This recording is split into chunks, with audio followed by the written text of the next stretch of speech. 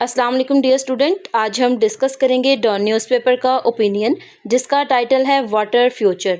काफ़ी important opinion है और आज के लेक्चर में हमने इस ओपिनियन का सेंटेंस स्ट्रक्चर एनालिसिस करना है, कौन कौन से सेंटेंस इस्तेमाल किए गए हैं और इसके साथ साथ कौन सा टेंस इस्तेमाल किया गया है इस पूरे ओपिनियन में।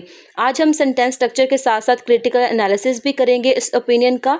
और ज़ाहिर बात है कि आज का लेक्चर काफ़ी लंबा होने वाला है क्योंकि हमने सेंटेंस स्ट्रक्चर भी देखना है, टेंस भी देखना है, ग्रामर भी देखनी है और साथ साथ क्रिटिकल एनालिसिस भी करना है। ओपिनियन आप सबको पता है कि ज़्यादा लंबे होते हैं, एडिटोरियल छोटे होते हैं और हमने करना भी ओपिनियन डिस्कस है। इसके अलावा मैंने आप सबसे पूछा था कि हमें सेंटेंस स्ट्रक्चर का एनालिसिस करना चाहिए अपने लेक्चर्स में या फिर क्रिटिकल एनालिसिस करना चाहिए। तो जो ज़्यादातर स्टूडेंट थे उनका ये रिस्पॉन्स था कि हमें सेंटेंस स्ट्रक्चर का एनालिसिस करना चाहिए और बहुत सारे स्टूडेंट ऐसे थे जिन्होंने कहा कि, लेकिन उनकी तादाद कम थी जिन्होंने कहा कि क्रिटिकल एनालिसिस भी करना चाहिए। तो इसलिए मैंने सोचा कि क्यों ना आज हम दोनों चीज़ें एक ही ओपिनियन में डिस्कस करते हैं।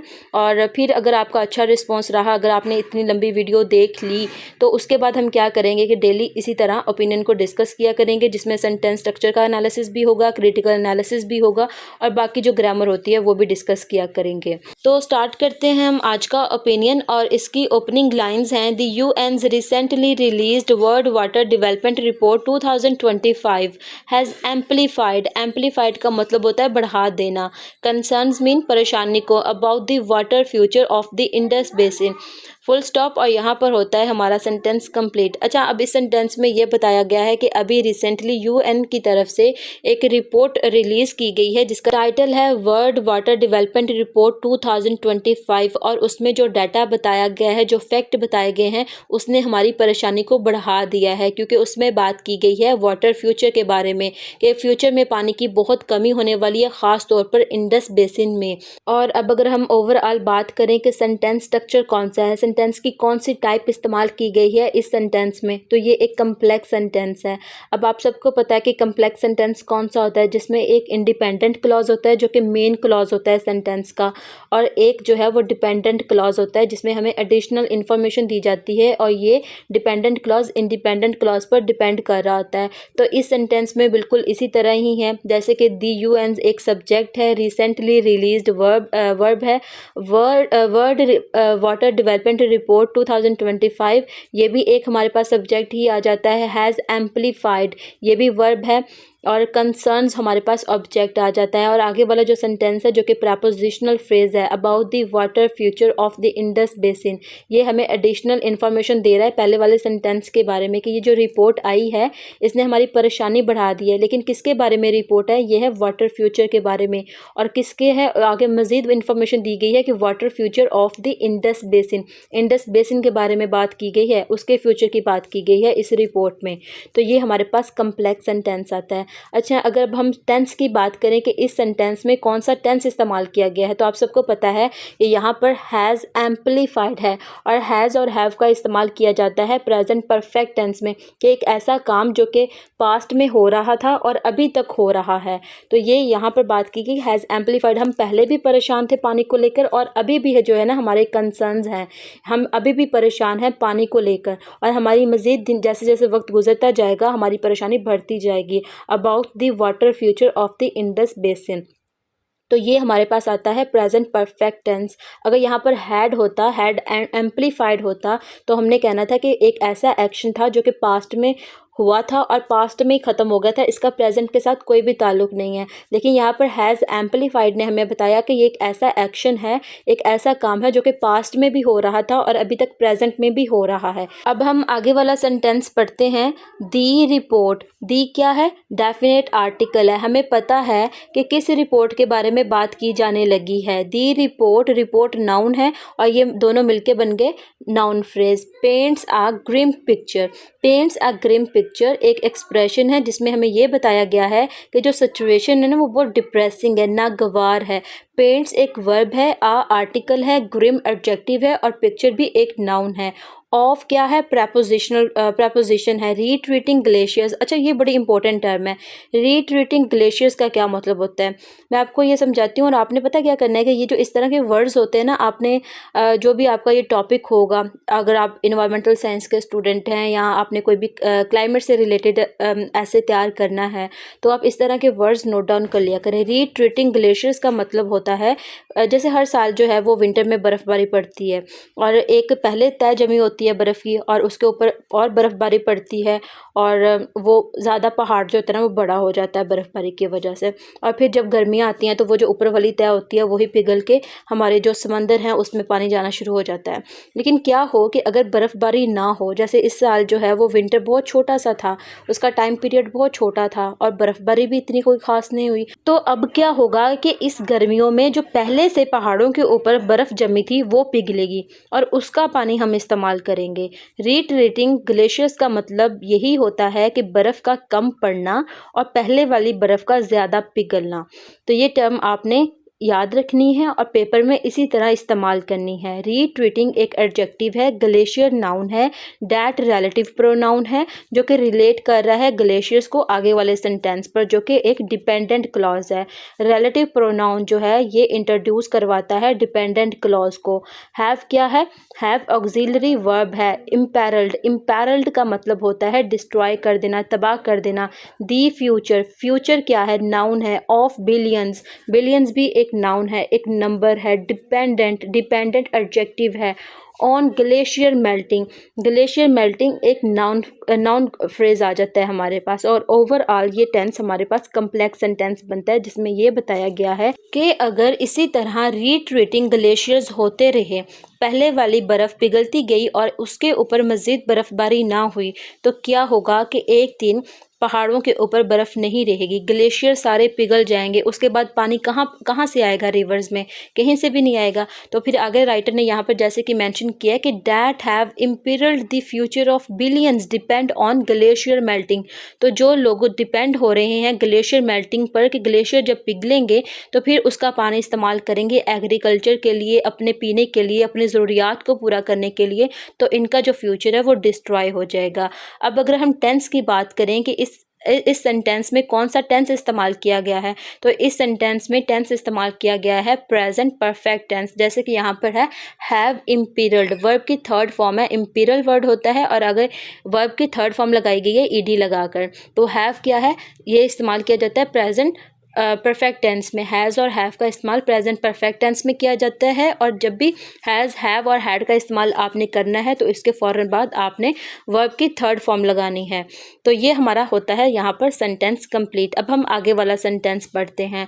इट रिवील्स, रिवील्स मीन जाहिर करना, डैट ग्लेशियर रिट्रीट इन दी हिंदू कश हिमालयन, इसको आगे एब्रीवेशन किया गया है HKH, रीजन इज़ अलार्मिंग। आगे एम डैश का इस्तेमाल किया गया। एम डैश का मैंने आपको बताया था कि एम डैश का इस्तेमाल किया जाता है कोई एडिशनल इन्फॉर्मेशन देने के लिए या किसी चीज़ पर जोर देने के लिए।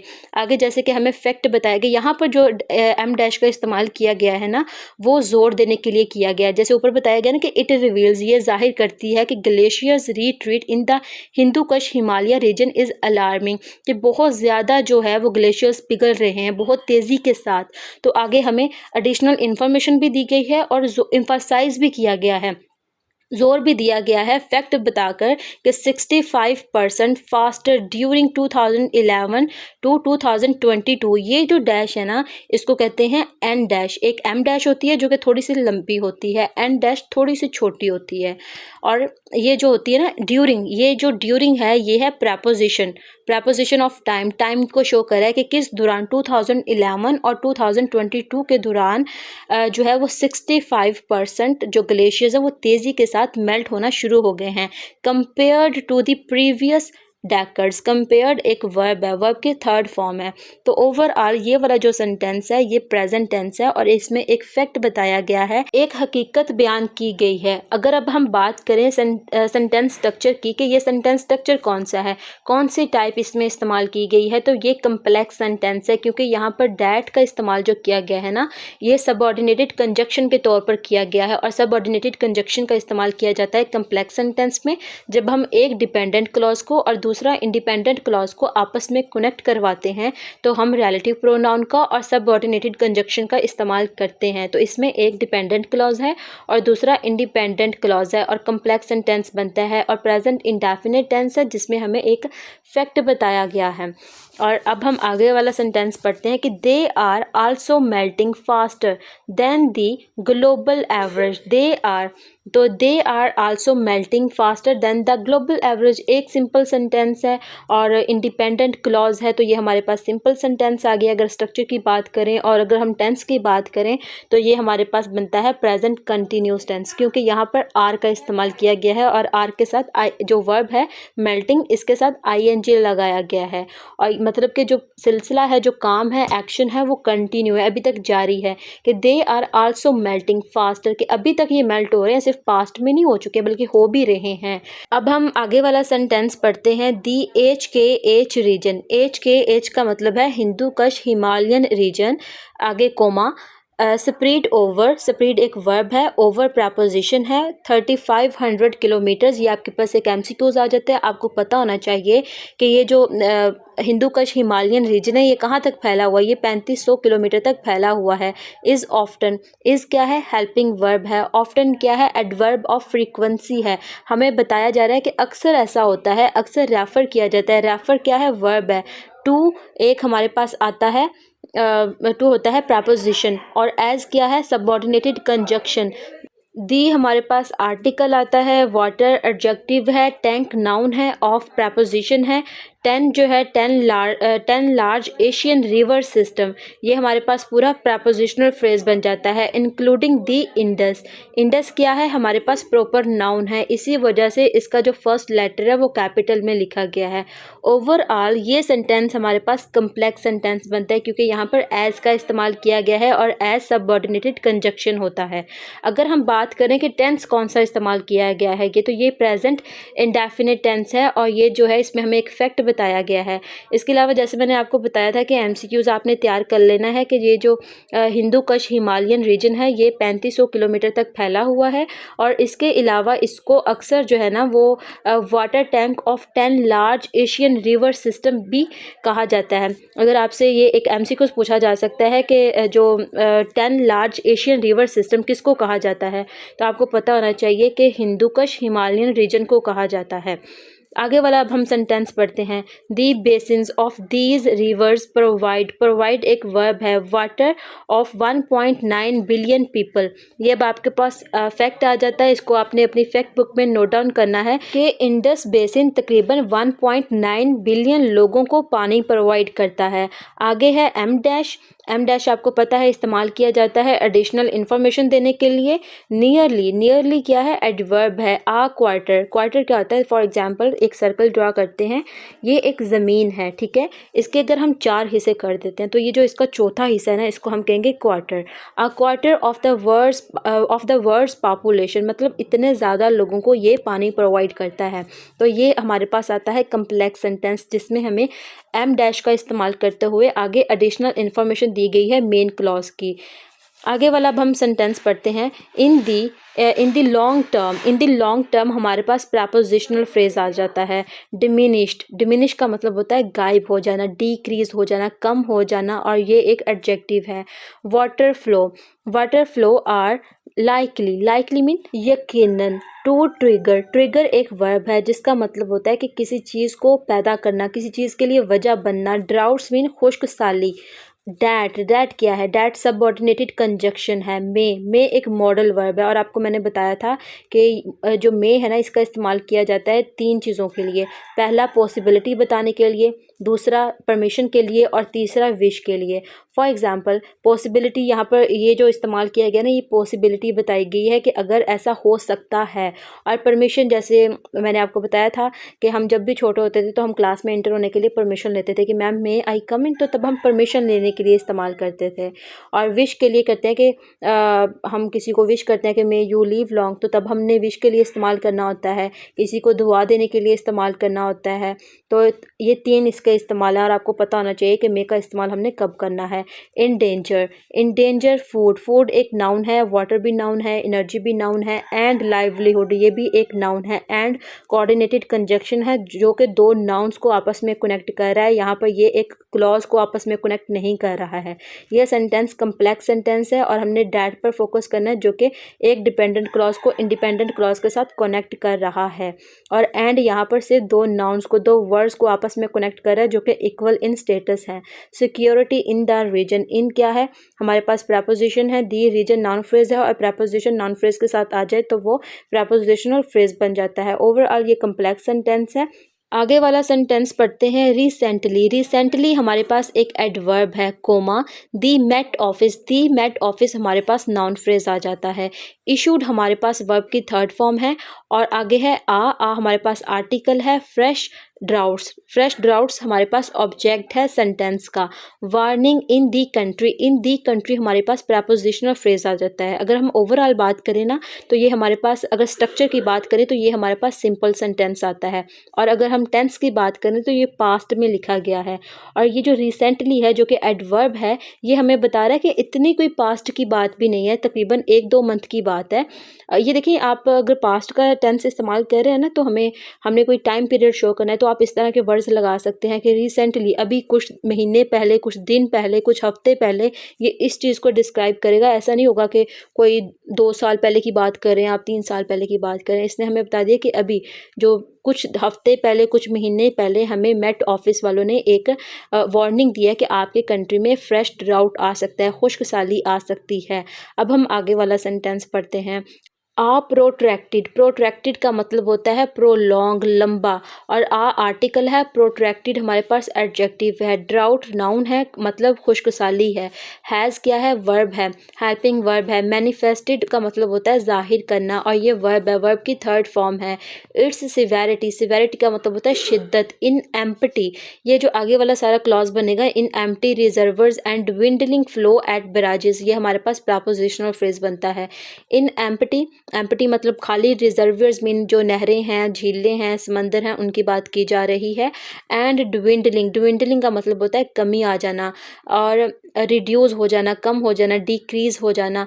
फ्लोज एट बराजेस कि अब यहाँ पर हमें एक फैक्ट बताया गया है कि इतने लंबे अरसे से जो खुश्क साली चल रही है ना पाकिस्तान में, उसका अंदाज़ा इस बात से लगाया जा सकता है कि जितने भी पाकिस्तान में रिजर्वर्स हैं, जैसे कि नहरें हैं, झीलें हैं, समंदर हैं, वो खाली हो चुके हैं और इसके अलावा जो पानी है उसके फ़्लो में भी कमी आई है ब्राजेस में। तो इसमें हमें एक फैक्ट बताया गया। अगर हम सेंटेंस का फंक्शन चेक करें तो ये हमारे पास डिक्लेरेटिव सेंटेंस आता है। और इसके अलावा अगर हम टेंस की बात करें तो टेंस बनता है हमारे पास प्रेजेंट परफेक्ट टेंस, क्योंकि यहाँ पर है हैज़ मैनिफेस्टेड। हैज़ क्या है, हमारे पास हम इस्तेमाल करते हैं प्रेजेंट परफेक्ट टेंस में, और हैज़ और हैव का इस्तेमाल किया जाता है प्रेजेंट परफेक्ट टेंस में और वर्ब की थर्ड फॉर्म लगाई जाती है आगे, और यहाँ पर सेम इसी तरह ही किया गया है। अब हम आगे वाला सेंटेंस पढ़ते हैं कि दी एडवाइजरी हमारे पास आता है नाउन फ्रेज। दी आर्टिकल है, एडवाइजरी हमारे पास नाउन है। वार्न्स एक वर्ब है, मतलब कि हमें उन्होंने वार्निंग दी है, एक हमें पहले से आगाह किया है कि आपके साथ ऐसा हो सकता है। That the condition persist in Sindh, persist mean कि जो कंटिन्यू है, मसलसल, in Sindh, southern parts of Balochistan and the lower eastern plains of Punjab, कि ये जो है ना दी एडवाइजरी वार्न्स डैट क्या है, रिलेटिव प्रोनाउन है जो कि इंट्रोड्यूस करवा रही है हमें एक डिपेंडेंट क्लॉज को। इसके अलावा अगर हम देखें तो ये एक कम्प्लेक्स सेंटेंस बनता है हमारे पास। अब हम आगे वाला सेंटेंस पढ़ते हैं जो कि है ओवरऑल क्या है, हमारे पास एडवर्ब है, आगे कोमा है। दी कंट्री हमारे पास नाउन है। हैज़ रिसीव्ड, हैज़ है और रिसीव्ड आ गया, वर्ब की थर्ड फॉर्म आ गई, तो हमें पता चल गया कि ये प्रेजेंट परफेक्ट टेंस है। और 40% लेस रेनफॉल, ठीक है। अब ये भी हमारे पास एक फैक्ट आ जाता है जिसको आपने अपनी फैक्ट बुक में नोट डाउन करना है। आप हेडिंग दे सकते हैं वाटर फ्यूचर की, और जितने भी हमने ऊपर फैक्ट्स एंड फिगर्स पढ़े हैं वो आप नोट डाउन कर सकते हो वहाँ पर। ये काफ़ी इंपॉर्टेंट है कि overall the country has received 40% less rainfall. तो ये जो है हमारे पास बनता है एक सिंपल सेंटेंस है, और क्योंकि ये अपने आप में कंप्लीट मीनिंग दे रहा है। टेंस की बात की जाए तो ये हमारे पास आता है प्रेजेंट परफेक्ट टेंस। आगे है सिंध। सिंध क्या है हमारे पास? सिंध एक सब्जेक्ट है। इज़ क्या है? वर्ब है। दी वर्स हिट, मतलब कि सबसे ज़्यादा जो नुकसान हुआ है ना वो सिंध को हुआ है। विद क्या है? हमारे पास प्रपोजिशन है, और आगे ये वाला जितना भी हमारे पास क्लॉज आएगा ना ये सारा प्रपोजिशनल क्लॉज है जिसमें हमें एडिशनल इन्फॉर्मेशन दी गई है। 62% below normal showers recorded since September 2024 कि सिंध जो है ना इसमें इसको सबसे ज़्यादा नुकसान हुआ है, वहाँ पर सबसे ज़्यादा कम बारिश हुई है। With 62% below normal shower recorded since, और वहाँ पर 62% कम बारिश हुई है। ये भी आपके पास एक फैक्ट आता है, और आप इसी फैक्ट को, आपको याद है मैंने आपको एक लेक्चर पढ़ाया था चोलिस्तान प्रोजेक्ट, आप वो वाला सारा डाटा जो है ना वो इन दोनों को मिक्स करके इस्तेमाल कर सकते हो, क्योंकि अब आपको पता है कि सिंध वाले प्रोटेस्ट कर रहे हैं पानी को लेकर, तो आप ये वाला एक फैक्ट डाल सकते हो कि सिंध में जो बारिश हुई है ना वो 62% बिलो हुई है नॉर्मल से, इतना कम है। और इसके अलावा पानी की कंडीशन ऊपर हम पढ़ चुके हैं, ये सारी चीज़ें आप उसमें ऐड कर सकते हो कि इस तरह जो है ना हमें नुकसान हो सकता है सिंध वालों को, बाकी सारे सूबों को। आगे ये भी हमारे पास एक सिंपल सेंटेंस आता है ओवरऑल कि Sindh is the worst hit with 62% below normal showers recorded since September 2024। Simple sentence है, फैक्ट बताया गया है इसमें। इन एन ओमिनियस, ओमिनियस क्या होता है? ओमिनियस का मतलब होता है थ्रेट, खतरा। फोरकास्ट मीन प्रिडिक्शन देना फ्यूचर के बारे में, और ये हमारे पास प्रपोजिशनल क्लॉज आता है। दी एडवाइजरी, दी एडवाइजरी हमारे पास आता है नाउन क्लॉज, नाउन फ्रेज आता है। स्टेट्स क्या है? हमारे पास वर्ब है। डैट क्या है? सबऑर्डिनेटेड कंजक्शन है। The emergence of flash droughts is also anticipated in the coming month in the light of the lasting rainfall deficit and increasing temperature. अब यहाँ पर भी हमें एक फैक्ट बताया गया है, और इसकी ओपनिंग स्टार्ट किया गया है इसको प्रपोजिशनल फ्रेज से, और ये एक हमारे पास कम्प्लेक्स सेंटेंस है। और अगर बात की जाए तो इस सेंटेंस में हमें ये बताया गया है कि जैसे कि आप सबको पता है कि बारिशें बहुत कम हुई हैं, विंटर का सीज़न बहुत कम था, स्नोफॉल नहीं हुई है, तो ये सारी चीज़ें मद्देनज़र रखते हुए ना एंटिसिपेटेड मीन के एक प्रिडिक्शन दी गई है, एक अंदाज़ा लगाया कि फ्यूचर में, मतलब इन द कमिंग मंथ के आने वाले कुछ महीनों में हम ये सारी चीज़ें जो है ना वो फेस कर सकते हैं, फ्लैश ड्राउट्स फेस कर सकते हैं।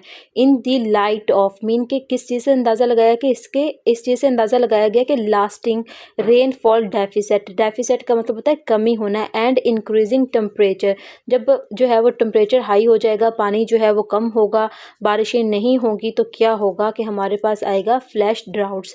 तो ये तो था हमारे पास सारा ग्रामर का पोर्शन। अब देखिए इतना एक हमने तकरीबन 2-3 पैराग्राफ पढ़े हैं, और जो है वो 22 मिनट की वीडियो बन गई है। अगर आप सोचें कि पूरा ओपिनियन हम ग्रामर को लेकर डिस्कस करेंगे तो कितनी लंबी वीडियो बन जाएगी। अब इतनी लंबी वीडियो बनाने के लिए ना ही तो मेरे पास टाइम है और ना ही आपके पास टाइम है कि आप इतनी लंबी वीडियो सुन सको। अब हम इस तरह करते हैं कि जल्दी जल्दी जो बाकी मोटी मोटी चीज़ें हैं जो कि इम्पोर्टेंट है हमारे लिए, जिसको हम स्किप नहीं कर सकते, उनको पढ़ लेते हैं। ग्रामर डिस्कस नहीं करते हैं और ना ही क्रिटिकल एनालिसिस करते हैं, क्योंकि लेक्चर बहुत लंबा हो सकता है इस तरह। तो आपको पता होना चाहिए कि जो तरबिला और चश्मा है ना, ये दोनों डैम्स हैं। आगे हमारे पास यहाँ पर लिखा हुआ है ऑन वर्ल्ड वाटर डे। तो ये दिन कब होता है? ये एमपीटी में एमसीक्यूज पूछा जा सकता है, वन पेपर एमसीक्यूज में पूछा जा सकता है, सीएसएस के पेपर में पूछा जा सकता है, इवन के जो इन्वायरमेंटल साइंस के स्टूडेंट हैं उनसे पूछा जा सकता है कि वर्ल्ड वाटर डे कब हम मनाते हैं। तो ये होता है 22 मार्च को। आगे हमारे पास एक फैक्ट आ जाता है, इसको आपने लाजमी नोट डाउन करना है कि Sindh was struggling to manage a 51% shortage in water flows. Some canals were receiving 70% less than the required discharges। कि वहाँ पर, अब ये देखें, ये वाला फैक्ट आप इस्तेमाल कर सकते हो चोलिस्तान प्रोजेक्ट में कि वहाँ पर तो पहले ही पानी की इतनी ज़्यादा कमी है, और ऊपर मज़ीद जुल्म ये कि वहाँ पर आप जो हो वो मज़ीद वहाँ पर नहरें बना रहे हो ताकि सिंध में पानी ना पहुँच सके। तो आपने ये वाला फैक्ट इस तरह इस्तेमाल करना है। अब हम आगे पढ़ते हैं कि आगे कोई इंपॉर्टेंट चीज़ तो नहीं है हमारे लिए। तो यहाँ पर ये जो है ना, ये लिखा हुआ है खरीफ स्टार्ट अर्ली इन सिंध। ये ना कुछ फसलों के नाम होते हैं और इसमें चावल आता है, ये आप खुद सर्च कर लीजिएगा कि रबी फसल कौन सी होती है, खरीफ फसल कौन सी होती है। तो ये आपको पता होना चाहिए, ये भी एमसीक्यूज में पूछा जा सकता है। और इनका सीज़न कब से कब तक होता है? यहाँ पर अप्रैल लिखा हुआ है, तो मतलब कि इसका मंथ तो स्टार्ट हो गया है। और आपको पता है इसमें चावल होता है, मुझे इतना वैसे पता है कि इसमें चावल होते हैं, और जो चावल होते हैं ना उनको पानी की बहुत ज़्यादा ज़रूरत होती है। चावलों को सबसे ज़्यादा पानी लगाया जाता है। और अगर ये वाला फसल अगर स्टार्ट हो गई है खरीफ और उसमें चावल लगा रहे हैं लोग, तो मतलब कि उनको तो पानी बहुत ज़्यादा चाहिए वहाँ पर।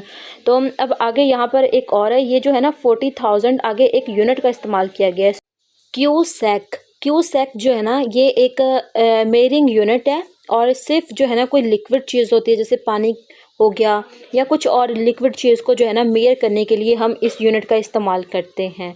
और जो 1 क्यूसेक है ना, इसमें हम लोग इसमें ना 28.32 लीटर होता है। ये भी आपका एक एमसीक्यूज़ है कि 1 क्यूसेक में कितने लीटर पानी होता है, 28.32।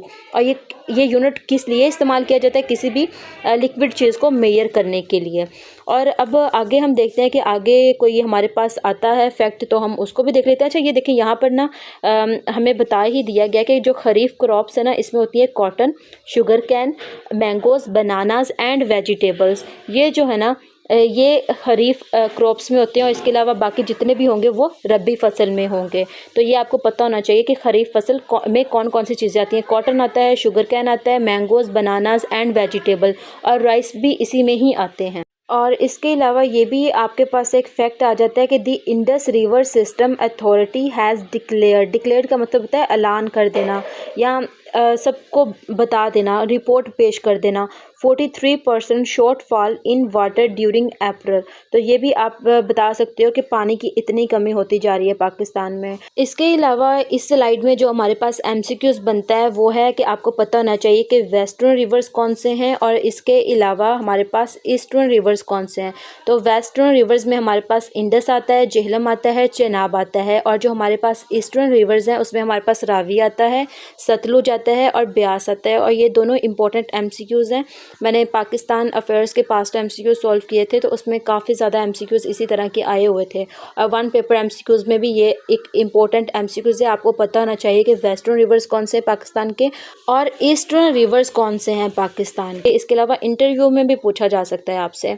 तो बेसिकली ओवरऑल ये इंपॉर्टेंट एमसीक्यूज़ थे जो हमने डिस्कस किए। इसके आगे जो हैं वैसे ओपिनियन अभी पड़ा है, लेकिन आगे जो है ना वो एमसीक्यूज़ या कोई फैक्ट एंड फिगर्स नहीं बनते हैं। बस 2022 के फ्लड की बात की गई है, लेकिन उसको भी लेके कोई फैक्ट नहीं बताया गया। आपको बस पता होना चाहिए कि जो 2022 में पाकिस्तान में एक डिवास्टेटिंग फ्लड आया था, बस ठीक है। और बाकी यही इंपॉर्टेंट चीज़ें थी। अब देखिए मसला ये है, आप में से काफ़ी स्टूडेंट कहते हैं कि हम आपको सपोर्ट करेंगे, आप दिन में 2 लेक्चर्स अपलोड किया करें, क्रिटिकल एनालिसिस का अलग किया करें, ग्रामर का अलग किया करें। लेकिन मैंने आपको बताया था कि मैं खुद एक स्टूडेंट हूँ और मेरे पास इतना टाइम नहीं होता कि मैं 2 लेक्चर्स अपलोड कर पाऊँ। तो एक में ही मैंने कोशिश किया है, लेकिन वो भी आपको पता है कि अगर ग्रामर डिस्कस की जाए तो एक बहुत लंबा लेक्चर बन जाता है इस तरह, और मुझे नहीं लगता कि आपके पास भी इतना टाइम होगा कि आप बैठ के इतने लंबे लेक्चर को सुनो। तो बाकी ये बहुत एक इम्पॉर्टेंट था और एक इम्पॉर्टेंट टॉपिक भी है, इसको आपने लाजमी तैयार करना है। चोलिस्तान प्रोजेक्ट वाला लाजमी सुन लेना है। अब यहाँ पर हम अपने लेक्चर को एंड करते हैं और इंशाल्लाह हम अब रेगुलर वीडियो बनाया करेंगे। आपने लाजमी मुझे मोटिवेट करना है ताकि मैं डेली बेसिस पर वीडियो अपलोड करती रहूं। और आज हम यहाँ पर एंड करते हैं और कल मिलते हैं एक नए ओपिनियन या एडिटोरियल के साथ। तब तक के लिए अल्लाह हाफिज़।